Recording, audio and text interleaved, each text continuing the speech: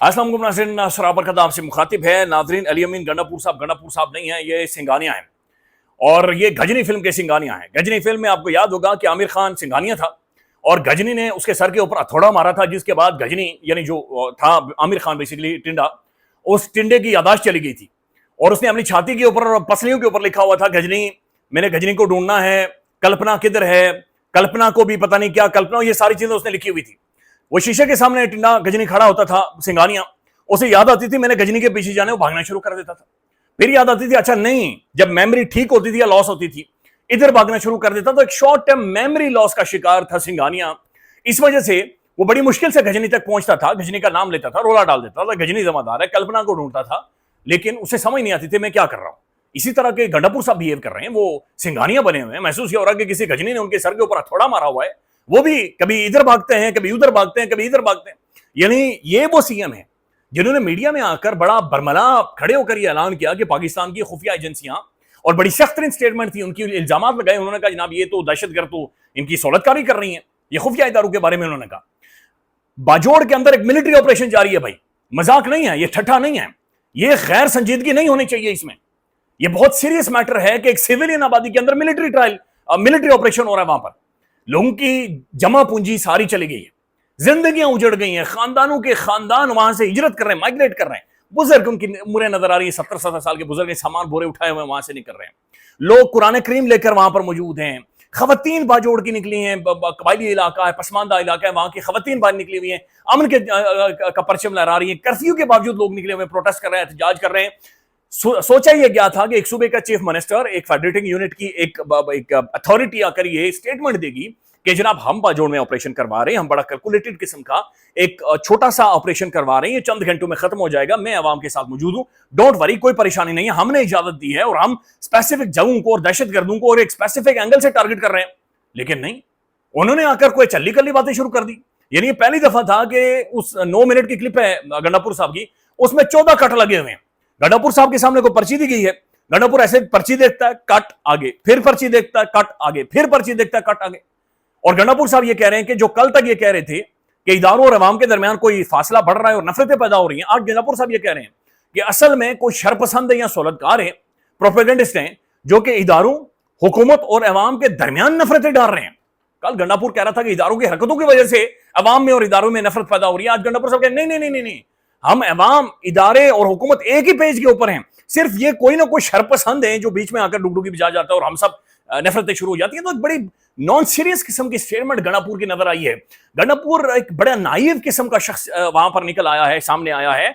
Very sorry to से, strategically Pakistan का सबसे इंपॉर्टेंट तरीन सूबा और वहां पर सबसे अहम तरीन और ये मिलिट्री ऑपरेशन ज़ाहिर डिफाइन किए जाते हैं, तारीख में इनकी कोई ना कोई डेफिनेशन होती है, इंटरप्रिटेशन होती है, ये हकायक है और बड़े तल्ख हकायक है, बड़े सीरियस हकायक है। और गंडापुर इनके ऊपर आकर, यानी मुझे तो, मैं 3 दफा वीडियो देखी, मुझे समझ नहीं है गंडापुर क्या कह रहा है।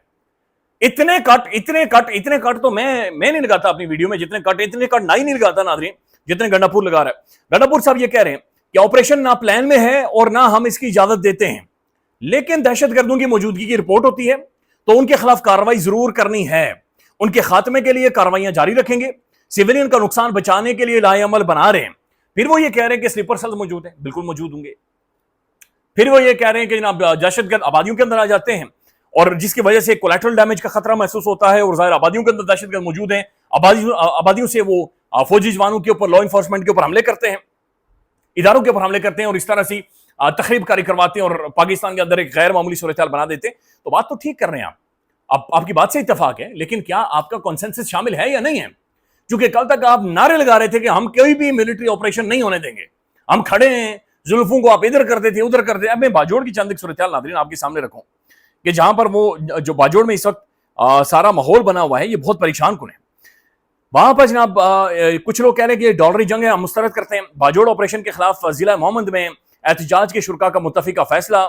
फिर नाज़रीन ये साबिक रुकन असम्बली गुलजफर खान है, इनका कहना है कि बाजोड़ के तमाम शहरी जनाब उमरी चौक पहुंचे, हाथों में सफेद झंडा और कुरान पाक होगा और कोई झंडा नहीं होगा। वो कह रहे हैं कि जनाब पसंदी खत्म होनी चाहिए। फैसल खान साहब लिखते हैं अफसोसनाक इंकशाफ, गुज़श्ता रोज बाजोड़ में एक घर में तोप का गोला गिरने से कई अफराद जख्मी हुए, जिसमें एक खातून की दोनों पांव कट गए हैं। तो एक बड़ी अजीब और गरीब किस्म की सूरत वहां से रिपोर्ट हो रही है।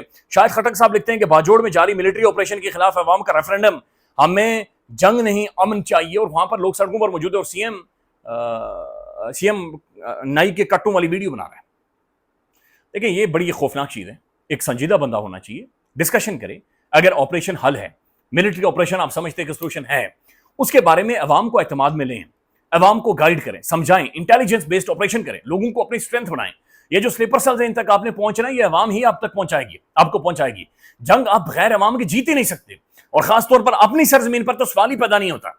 जब तक आपके लोग आपके साथ खड़े नहीं होंगे, जब तक आपके लोग उन लोगों की निशानदेही नहीं करेंगे, जब तक आपके लोग खुद उन लोगों तक नहीं पहुंचेंगे, क्योंकि ये स्लीपर सेल्स मौजूद हैं जिस तरह से गंडापुर साहब कह रहे हैं। दूसरी तरफ नाज़रीन, जुनैद अकबर साहब की स्टेटमेंटें आ रही हैं सोशल मीडिया पर और मुख्तलिफ इंटरव्यूज दे रहे हैं। वो कह रहे हैं कि पहले भी जर्नल फैसला करते थे, अवाम को एतमाद में नहीं लेते थे, आज भी जर्नल फैसला करते हैं, सियासी लोगों का को एतमाद में नहीं लेते। हम सियासतदानों का अवाम की नब्ज पर हाथ होता है, इसलिए हम चाहते हैं कि हमसे पूछकर फैसले करें, लेकिन कोई भी पूछता नहीं है और कोई भी हमसे पूछकर फैसले नहीं कर रहा। फिर उन्होंने कहा कि खैबर पख्तूनख्वा हुकूमत ऑपरेशन को फौरी तौर पर रोके। खैबर पख्तूनख्वा हुकूमत को आइन इख्तियार देता है कि वो फैसले करे। अगर खैबर पख्तूनख्वा हुकूमत ने अपना रवैया ना बदला और इसी तरह से चलते रहे तो हम फैसला करेंगे और खैबर पख्तूनख्वा हुकूमत के खिलाफ निकलेंगे। ये सूबाई सदर हैं जनाब जुनैद अकबर साहब, वो कह रहे हैं हम अपनी हुकूमत के खिलाफ निकलेंगे अगर उन्होंने ये जंगे और ये सारे हालात और ये सारे वाक़यात ना रोके। परेशान कुन सूरत हाल है। नाज़रीन, एक स्टेटमेंट ट्रेंड कर रही है जहां पर इमरान खान ने कहा कि बाप ही काफी है। अपने बच्चों को कहा कि पाकिस्तान में आकर लीड करने की जरूरत नहीं है, आपका बाप ही काफी है। तो खान ने डिक्लेयर कर दिया कि निजाम का बाप मैं हूं और मैं कल्ला ही काफी हूं। टाउट को बड़ी मिर्ची लगी हुई है, टाउट इसके ऊपर चीख रहा है, चिंगाड़ रहा है।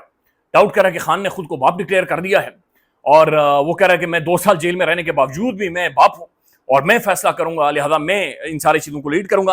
नाज़रीन, एक बड़ी इंटरेस्टिंग खबरें हैं, 2-3 वो आपके सामने रख देते हैं, आप खुश होंगे लाजमी। पाकिस्तान के अंदर जो शुगर मालिकान है या शुगर माफिया है, 87 शुगर मिल्स हैं जिसमें शरीफ खानदान की, जहांगीर खान तरीन की, अलीम खान की, वो खुसरो बख्तियार की भी मेरे ख्याल में, ये जो सारा पंजाब सेंट्रिक जो शुगर मिल्स हैं बड़े बड़े तगड़े लोगों की, और ये चंद एक फैमिलीज हैं जिनकी इतनी बड़ी शुगर मिल्स हैं, इन्होंने तकरीबन 300 अरब रुपए का मुनाफा कमाया है। 300 अरब। ये जो एक्सपोर्ट इंपोर्ट करते हैं ना ये, और इसमें प्राइसेस ऊपर नीचे जाती हैं, इसमें 300 अरब रुपए 300 बिलियन रुपीस इन्होंने कमाए। और शहबाज शरीफ के हवाले से अंसारा भाई साहब ये कह रहे हैं कि वो शुगर माफिया से टकराने को तैयार है। भाई इनकी अपनी 4-5 शुगर मिले हैं, शरीफ खानदान की अपनी शुगर मिले हैं, तो 300 अरब रुपए सिर्फ ये थोड़ी सी हेरा फेरी में इन्होंने जनाब बना लिए हैं। तो 300 अरब रुपए मेरी और आपकी और आप सबकी मिलाकर, बल्कि पाकिस्तान की 70% आबादी सारी जिंदगी की कमाई इकट्ठी कर ले, मेरे ख्याल में 90% आबादी सारी जिंदगी की कमाई इकट्ठी कर ले, ये इतने अरब तक नहीं पहुंची होगी। 300 अरब रुपए नादरीन ये बाकायदे से कमा लिए गए हैं। एक और खबर है नादरीन, ये मोहतरम जाहिद गिशकोरी साहब की खबर है। वो कहते हैं कि फौजी फर्टिलाइजर कंपनी लिमिटेड के माली नताइज का ऐलान कर दिया गया है। एक बरस में कंपनी को 38 अरब रुपए का खालिस मुनाफा हुआ है। फौजी फर्टिलाइजर को 38.5 अरब रुपए का खालिस मुनाफा हुआ है। गुज़श्ता साल इस मुद्दत के मुकाबले में कंपनी का मुनाफा 26 अरब रुपए था। तो इधर फौजी फर्टिलाइजर्स का 38 अरब और दूसरी तरफ जो शुगर मिल्स वाले हैं उन्होंने नादरीन 300 अरब रुपए का मुनाफा कमाया है पाकिस्तान के अंदर।